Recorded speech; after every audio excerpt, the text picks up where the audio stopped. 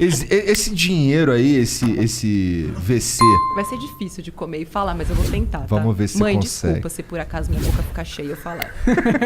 Tá. Esse VC é um dinheiro que existe em abundância no Brasil também? Pelo que ela falou, tem tanto dinheiro e não tem onde colocar. Tipo, tem mais dinheiro do que tem lugar pra colocar o dinheiro. Interessante demais isso. Pensa, Igor. Pensa. Tá gostoso isso. Nossa, pensa. Quanto que vale o real hoje? O real vale 5 vezes menos que o dólar. Quase 6. Quase 6. Pensa você, um investidor americano ou que está muito capitalizado em dólar. Você não quer colocar seu dinheiro no Brasil? É, verdade, faz todo sentido. É o melhor momento, inclusive. Não é? E esse não seria o melhor momento para alguém que tem uma baita ideia com uma boa execução ir atrás dessa grana para falar, cara, eu tô baratinho, me compra. Ou bota aí uma grana na minha empresa.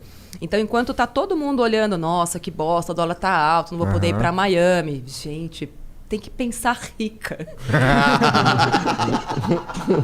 Faça-me o favor, entendeu? Você tem que pensar, assim, pra onde o dinheiro quer ir. E o dinheiro quer ir pra mim, entendeu? É isso, tipo, pra onde o dinheiro vai? Pra mim, porque ele não tem outra saída. E é assim que o empreendedor precisa pensar. Eu sou o melhor lugar para esse dinheiro estar neste momento, porque eu tenho um bom negócio, tenho uma baita capacidade de crescimento, eu tenho um câmbio desvalorizado, o que é excelente para quem está trazendo dinheiro aqui. Eu só preciso rezar para que não façam mais merda, né, lá no governo, para assustar os investidores estrangeiros, que é por isso, inclusive, que a gente está com uma moeda tão desvalorizada, né? Os gringos acabaram indo embora, falaram, Deus que me livre de deixar meu dinheiro aqui. E aí o dólar foi ficando raro. Eu quero investir, mas não dá. Os caras são um bando de retardado, mano. Fala, meu, o que vai acontecer nesse país? Enfim, a gente espera que melhore um pouquinho. Mas é isso. E mesmo assim, com tudo isso que está acontecendo, a gente vê um monte de empresa sendo comprada, porque os fundos internacionais pensam que eles são como se fossem times de futebol. Eles têm lá os olheiros deles olhando e rastreando o mundo inteiro. Tipo, radares, assim. Oportunidades, onde estão. Então, meio que dane-se em que país está. E quanto maior a capacidade de crescimento, melhor. E o Brasil é um bom lugar para investidores, tanto nacionais quanto estrangeiros, investirem, por causa do volume da nossa população. Quanto maior é a sua população, maior é a sua capacidade de escalar o negócio. De escalar o negócio. Como um podcast como esse, por exemplo. Cara, tem milhões de visualizações. Pode ser que na Argentina, ou pode ser que no Paraguai, por mais que vocês atingissem o mesmo percentual comparativo da população, vocês não atingiriam tantas pessoas. Logo, o que vocês recebem de patrocínio não seria o que vocês recebem aqui. Então, quanto maior é a população de um país, maior é a capacidade daquele negócio escalar e mais dinheiro você vai receber. Entendi. Faz sentido pra caralho. Esses investidores aí, eles geralmente são, por exemplo, pessoas comuns que ficaram... Não, o que eu quero dizer com isso? Os investidores? Não. Porque assim, esses investidores aí, por exemplo, a gente tá falando de pessoa física. Não necessariamente. Podem ser em grupos econômicos. Depende do volume de capital que você está falando.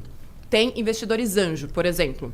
Os investidores anjo são aqueles que geralmente entram no começo do negócio.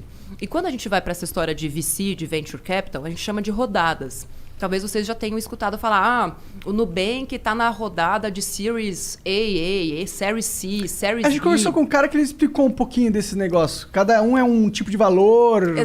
Vai aumentando. E é isso, quanto mais o seu negócio cresce, você mostra para o mundo que, olha, eu tenho capacidade de receber mais dinheiro. E cada vez que o cara vai lá e coloca mais dinheiro, e o cara, já daqui a pouquinho eu vou explicar quem é o cara, tá?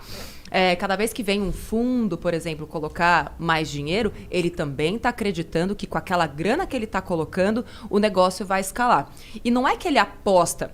Quando uma empresa, vamos colocar o Nubank, por exemplo, que já está, né, no ápice do negócio, ele vai lá e se abre para receber mais capital, ele tem um plano de negócios extremamente detalhado, com uma previsibilidade do que vai acontecer nos próximos anos, nos próximos meses. Então, ele chega para um investidor, por exemplo, lá no comecinho. Vou contar o que está acontecendo comigo. Nesse momento, eu estou entrando como investidora numa empresa, startup, que está bem no comecinho.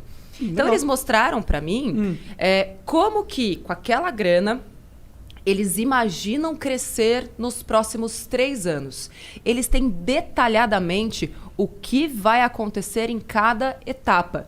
E é claro que ao longo do caminho algumas coisas podem mudar, mas é como se fosse uma hipótese. Se tudo que eles colocaram ali acontecer, então a capacidade daquele negócio de escalar daqui a 3 anos é gigantesca. Então, isso me mostra que faz sentido eu colocar o meu capital ali dentro daquela empresa. Eu falo, beleza, vamos apostar. Só que eu estou no comecinho, estou entrando bem, né, no comecinho da empresa. Uhum. Quando a gente for fazer a próxima rodada, se tudo der certo, a grana que vão colocar vai ser muito maior.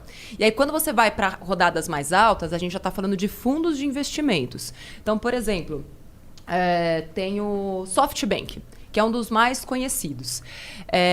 São fundos bilionários, trilionários, muitas vezes, que estão lá com muito dinheiro e são empresas que se conectam para formar um fundo. Tem alguns fundos que olham para setores específicos. O SoftBank, por exemplo, investe muito em empresas de tecnologia ligadas a mercado bancário, financeiro, edtechs, Esse entretenimento. SoftBank é um negócio chinês, não é? SoftBank, se eu não me engano, é chinês ou japonês. Eu conheci o CEO deles. Eu lembro de ter visto uma reportagem do CEO deles, que era um cara famosão lá, e era a primeira vez que iam dar tanta grana pra um cara, alguma Exatamente. coisa assim. Eu participei 2 anos atrás de um evento bem bacana chamado Brasil at Silicon Valley, que foi lá no Vale do Silício. E ele estava lá.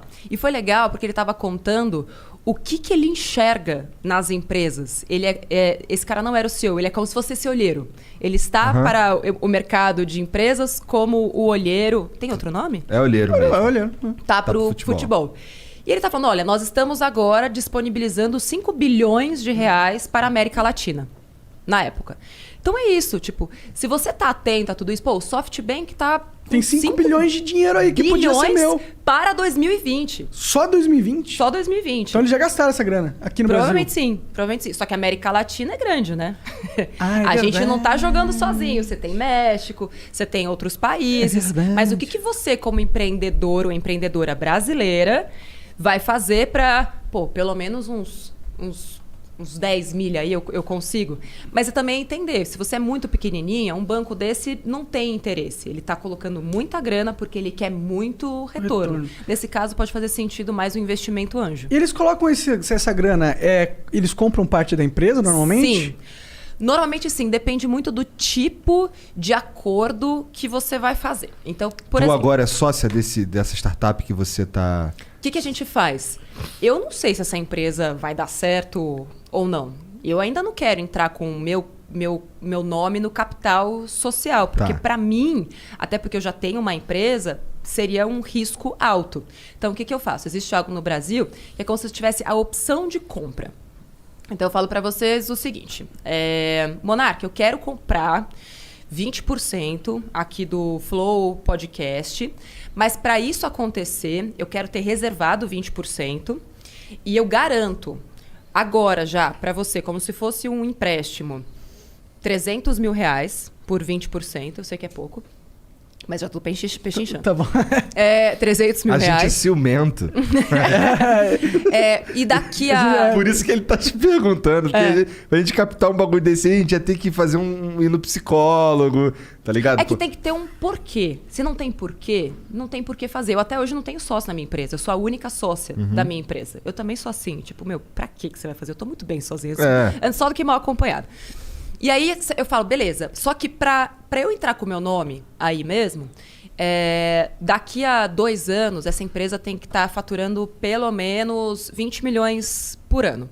Se isso acontecer, eu entro com o meu nome no capital e beleza, e posso até colocar mais uma grana lá no futuro. Então, eu tenho uma opção de compra. Eu já te libero essa grana agora, mas eu só vou converter isso em ações da empresa mesmo lá na frente, se aquilo que a gente está colocando em contrato hoje acontecer de fato. Então... E se não acontecer, você só perdeu sua grana e tá livre para ir embora e não tem encheção de saco. A gente fica feliz, tá todo mundo bem, eu não entro na sua empresa, não aconteceu nada demais, você pegou a grana, você tentou, você deu o seu melhor e tal, mas infelizmente não rolou. Saquei. Ah, interessante.